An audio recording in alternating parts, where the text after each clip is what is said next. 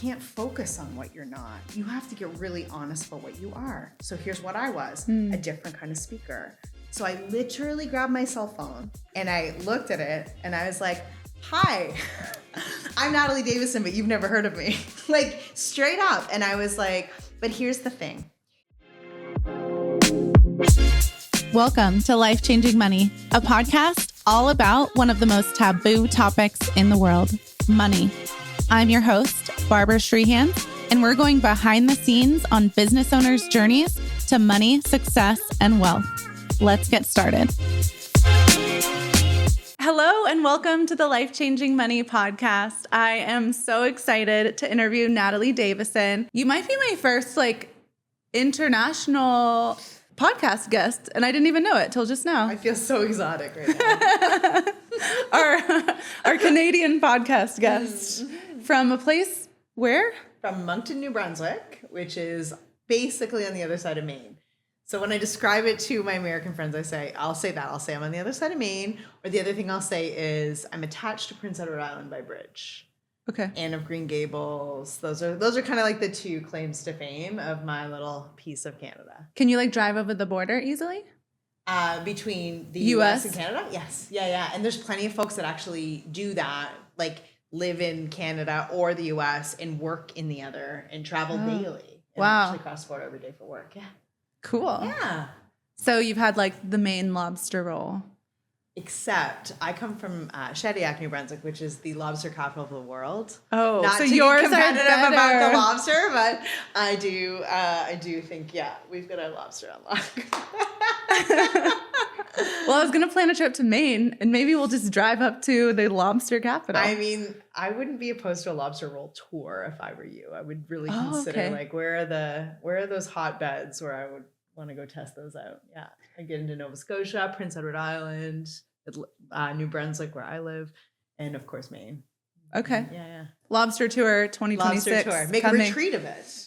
Well, I don't know how to sell a lobster retreat. Lobster retreat. But we are doing a personal branding retreat, which you know a lot about. Mm-hmm. How did you become a branding expert? I actually worked in the agency space. So I worked for an agency in Canada for a couple of years, and then I had my own agency.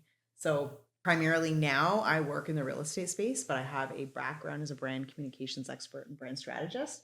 And I, even in my real estate space, use that knowledge to coach the realtors who work for me to help them build their own personal brands. I have a ton of real estate agent clients, hence why I'm speaking at Rise with you tomorrow. Yeah. And they're always asking how they stand out in a space where there's millions of real estate agents. What would be your answer to that? Well, the thing that's really hard about real estate as an industry and hard about standing out in real estate is that nobody really wants you to.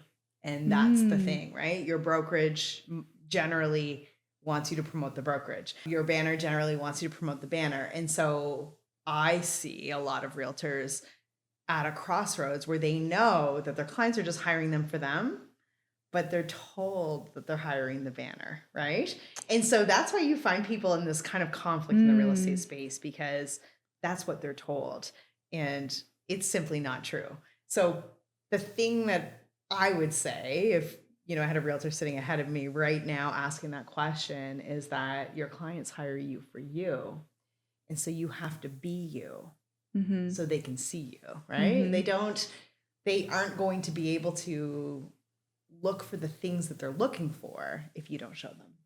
I always say people hire people, not the company. That's absolutely true in the real estate space. But unfortunately what happens is so many of the brokerage models are set up in a way that they profit off of convincing the individual realtor that they need them and they need their brand. Mm-hmm. So that's the kind of that's the dance in this industry that drives me bananas, because I think every realtor I've met has a unique value proposition to bring forward, can serve, and there's room for everybody. There's no need for that.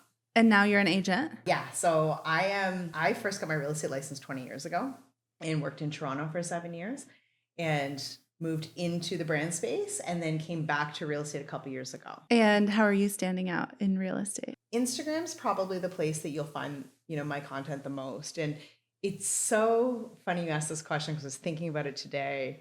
And I can think about, I say to my team all the time, I'm like, if we have a client that's just a really bad fit and they seem to like not really like the way we do things, they're not really into our marketing, they're not really into our communications. I'm like, do they follow us on Instagram? Yeah. You know what I mean? Because if they did, they would know what they're getting into, right? And so it's so interesting you asked that, because when we have those conflicts with clients that just really don't seem to value what's so great about our team, it usually means that they haven't been consuming the content. They're not kind of engaged with us online. They called us because of some kind of cold outreach, versus those clients that spend some time getting to know our content, consuming it, hearing our voices. They have the opportunity to choose us for us or go somewhere else if, you know, if we're not for them, right? I love that, because I am not the typical accounting firm owner. I'm not the typical accountant. And people would know that if they follow our Instagram and our social media pages. But that's exactly who we attract when they are coming from social media pages, is like the more fun, you know, female forward business owners that don't want someone in a pantsuit and, you know, doesn't cuss. Because I cuss a lot and I'm kind of unfiltered, but that's who I want in my space. Exactly. Too. And you know there's nothing worse than having someone figure that out after they're already a client. After you've already invested the time and the energy and you've maybe gotten into a contract and started working on a project, and then all of a sudden they're like, I don't like this. And you're like, well, geez, you know, like. So what if a client does come in, you know, they're like a cold client? Yeah. Should you have like videos that kind of introduce, or do you tell them like, go to my Instagram? So, you know, there's been a lot of talk lately about me saying like, go follow my Instagram. I've been just talking about that internally on our team. We don't do that right now, but I have in the past. I got into a situation a few years ago where I represented a home builder exclusively. That's all I did. We just had more leads than we could ever meet in the run of a week. Like it was becoming a massive like time suck. And so that's exactly what we did. We brought in a videographer. We mapped out a series of 8 must-watch videos before you could have a meeting with us. And they walked you through how we did business, how we priced homes, but also showed the personality and the vibe of the team. And what that did for us was amazing, because first of all, it allowed people to filter out and it reduced the amount of meeting requests we got, which was one of our goals. And then it highly qualified them. So the people that did call us were so engaged. And we would get things like when people would walk in the front door, they'd be like, Natalie, it's really you? Yeah. Oh, I watched every video, right?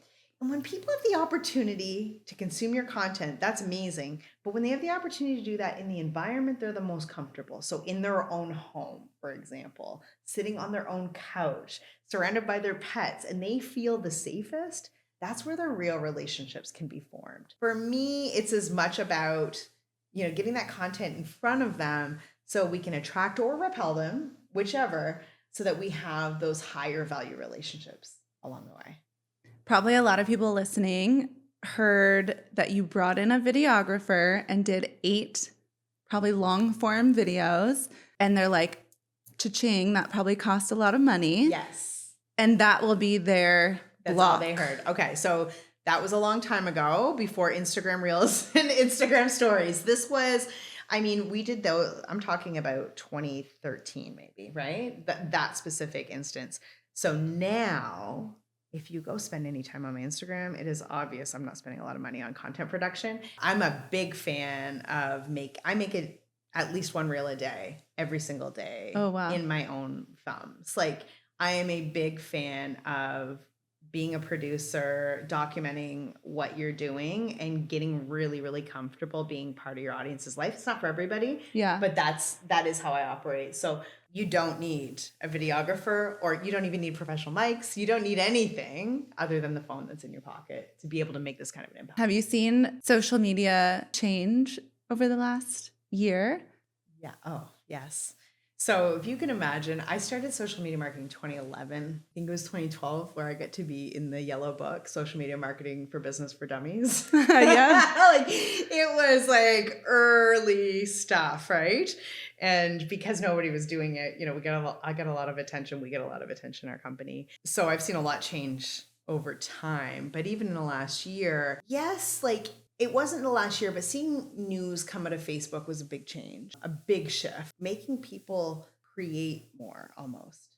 So it's like if somebody really wants to share a point of view now, they're putting some words together or they're sharing their friends' words or whatever. But it's like, that's really interesting.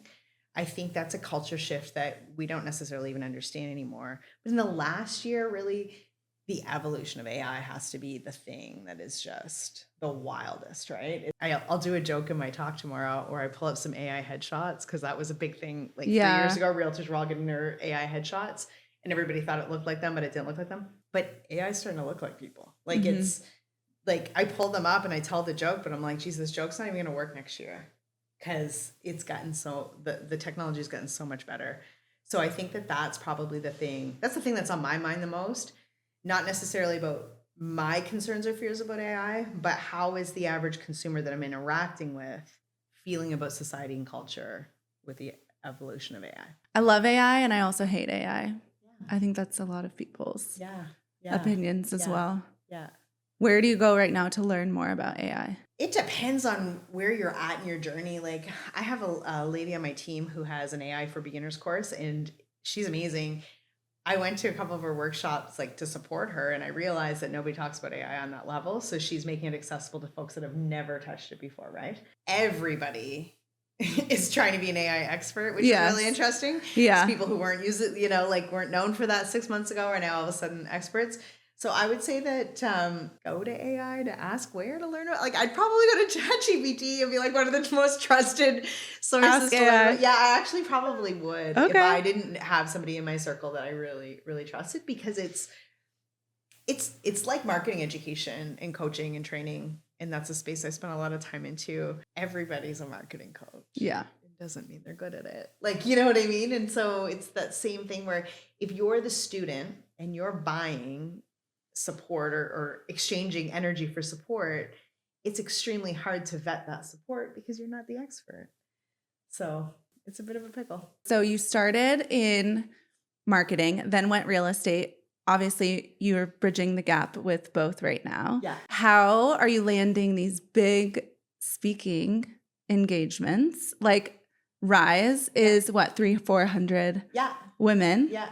Yeah. Because a lot of our listeners and audience, they want more for themselves. Like, they're like, how do I become a speaker? How do I get on podcasts? How do I get in publications, which you've been in a lot of big ones? Yeah. What tips would you give them? Thank you for asking that question. It's probably the thing I'm the proudest of because I come from Moncton, and I never heard of it. Exactly. I go into rooms like this all the time where people are like, that's why I have my lines of like, oh, I live on the other side of Maine because people are like, who is Natalie Davison? Why is she here? And what is Moncton? Like, I hear that all the time. Right. So I am really fortunate. I have an incredible network. I do land some pretty solid speaking gigs. And I will tell you a story about kind of one of the big level ups in my speaking career. Cause I say I have a speaking career. Like I'm very unapologetic about that. Right before the pandemic, I was very fortunate. My best friend is also a speaker, and they brought me into a mastermind with some of the best in the world, right? Like it was like 300, 400 people in this closed free group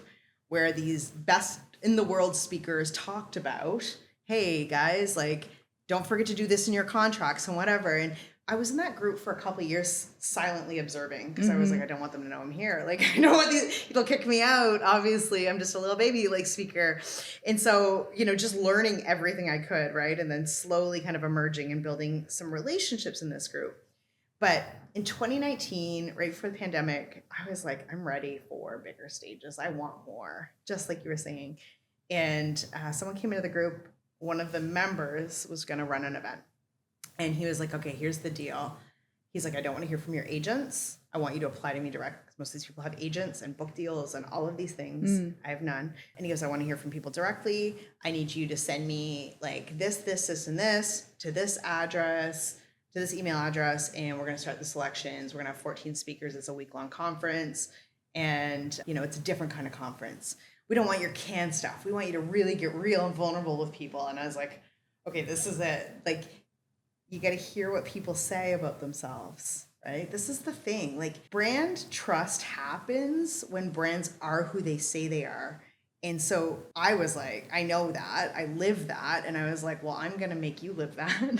You just said this, right? So he's like, speakers stay all week. They have a more of a relationship with the audience. It's not like like a regular conference where the speakers come and leave and I'm like, notes.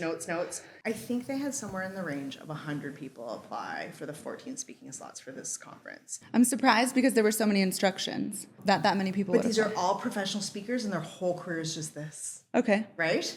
And it was like the year before I'd seen the lineup and it was all my career heroes, right? And so I knew they were going to be sending in their speaker reel. They're going to be talking about the books that they had, like all the things I didn't, everything I was not. So what you need to do, and in any situation like this where you want to level up, you can't focus on what you're not. You have to get really honest about what you are. So here's what I was, a different kind of speaker. So I literally grabbed my cell phone and I looked at it and I was like, hi, I'm Natalie Davison, but you've never heard of me. Like straight up. And I was like, but here's the thing. You said you're looking for a different kind of speaker because you have a different kind of event. I'm exactly that kind of speaker. And here's, if you're telling the truth, here's why you have to hire me, right? And I was like, boom, ba-boom, ba-boom, ba-boom. And it literally was like, I don't have a professional speaking reel. I don't have a book. But here's what I am. This, and this. And I was a unanimous yes.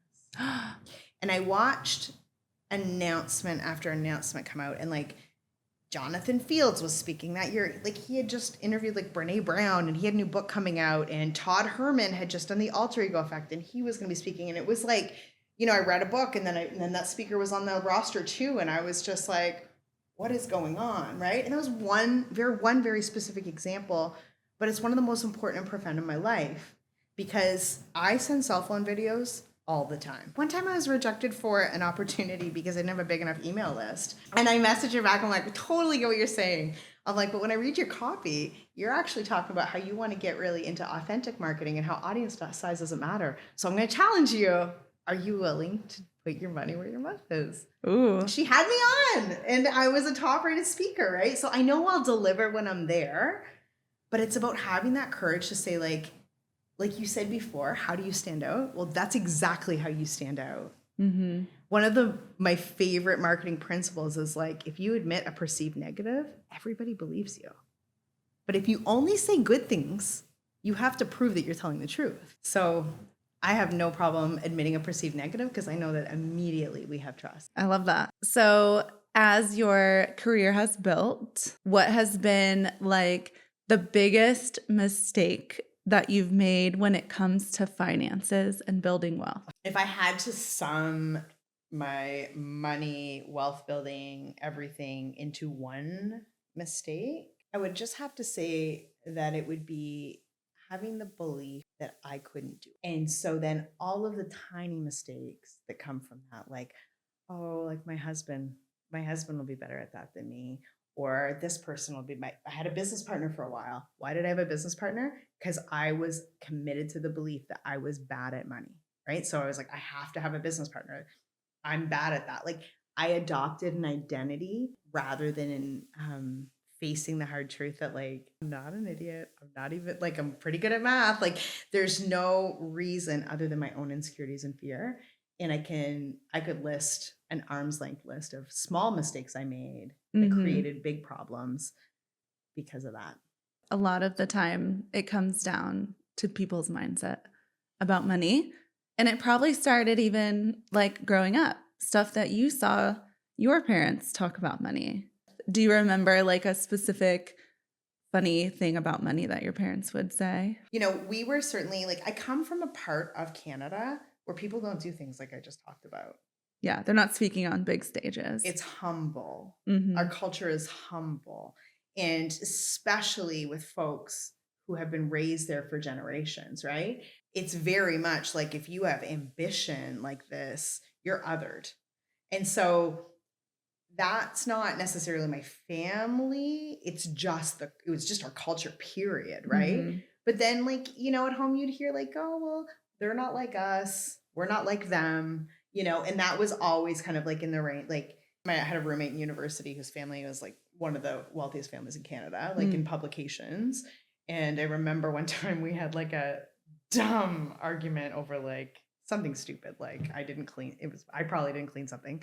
To be honest, I don't remember what it was, but I remember like talking to one of my parental figures about it. And she was like, well, I could have told you it wouldn't work out with you guys. We're just not the same. What do you mean? Like, it's my fault. Like, you know what I mean? And it was just like a core kind of belief of like, it's all worthiness stuff, right? It's all that. And so I would say that because I do coach a lot of people, that is so much more prevalent than we understand. Like so many people struggle with worthiness, whether it's financial or visibility. A lot of women have a hard time speaking up and putting themselves on stages and all of that stuff. And it all kind of comes back to that core belief of like, I don't deserve this, you know, and that takes a long time to undo. It does. Maybe forever. Maybe I'll be forever undoing. I think it's a constant, like different level. Like, yes, you can, I think, release like the basis of it, but then there's always just like a little bit more.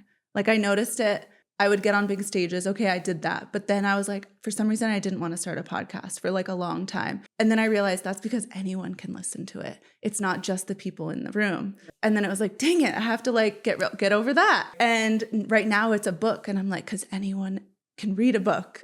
And I'm like, dang it, I need to get rid of that. There, they can screenshot it. Yeah. Like, yeah. So I think it'll just always, the room will just keep getting bigger. It's like the mountain. And it's, I mean, on the topic of money, like I'm currently having a struggle right now where, you know, it's time for us to invest in an office space and like probably buy a building. And mathematically, like it works. Yes.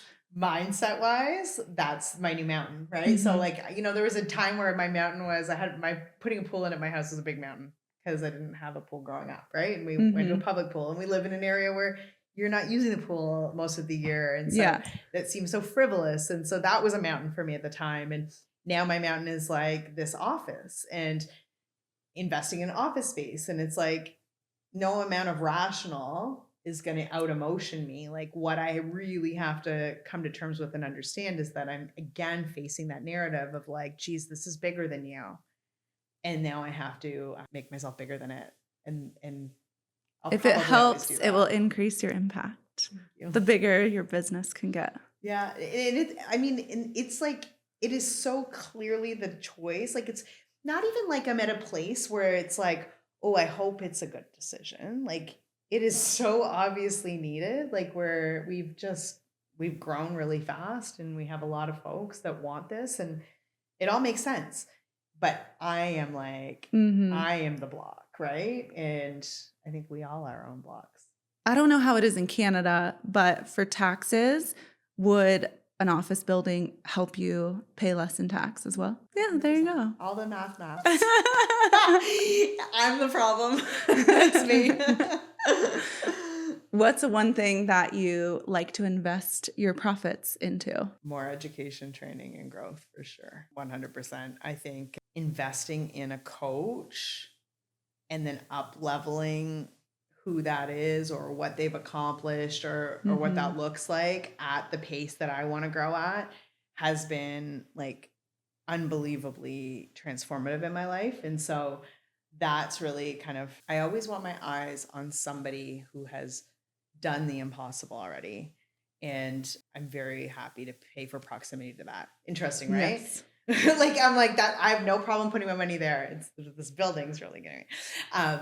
But I have no problem paying for proximity to that and accelerating the pace of my growth. Yeah. I love that. Where's the best place people can find you? Instagram. So I'm at Natalie_I_Davison because even though I was an early adopter on social, I was a late handle getter on Instagram. I have to have my middle initial. So yeah. And Instagram's where I just live on Instagram really. So it's a fun place. Well, thank you for flying here. And I'm excited to speak with you at the Rise Retreat. Yeah, we're going to have a lot of fun.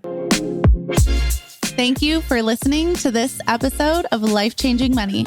Don't forget to subscribe, and I would love if you left a review and shared it with your friends.